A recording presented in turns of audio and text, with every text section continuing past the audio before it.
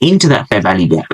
And then I use order flow to trade properly, right? So let's break this down. So here we have the 15-minute time frame of ES, and we're going to be going over my chart settings, right? So on the regular candlestick chart, which by the way, cannot give you the full story. So we're going to be breaking down a trade you could have taken here and a trade you could have taken here. So this is now Thursday and Wednesday so that's the 22nd and 23rd. But it's important to understand you will never get the full complete picture from using this chart. Later on, I'm going to show you how you can combine candlesticks with order flow to correctly trade and therefore reduce your emotions. But one question I often get with my strategy or just my chart settings is how do I, set my charts, right? So I only use two indicators, and I call them indicators because technically they come under indicators, but they're not really indicators.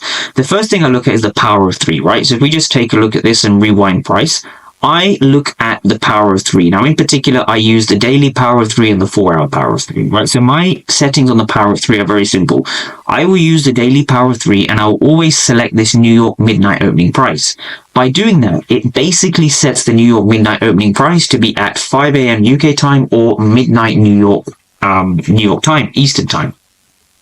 So the reason I have this indicator is very, very simple. Let's say if the opening is around this region, I want to be looking for buys that are below this area. So I'm looking to trade this wick, right? So if I can catch this wick successfully, what that then means is that I can then obviously catch the expansion, right? So the expansion is, of course, this large move over here. So I'm positioning myself correctly as a trader. That's the most important thing you need to understand, right? The second indicator I use is, of course, the Asian range. So the Asian range is from 19 o'clock to midnight New York time. So just pause this video, take a screenshot of this and apply this to your charts, right? So the Asian range indicator I use is by, I believe it's Rob Minty. That's the name of the indicator. So go to the Asian range, or you can use any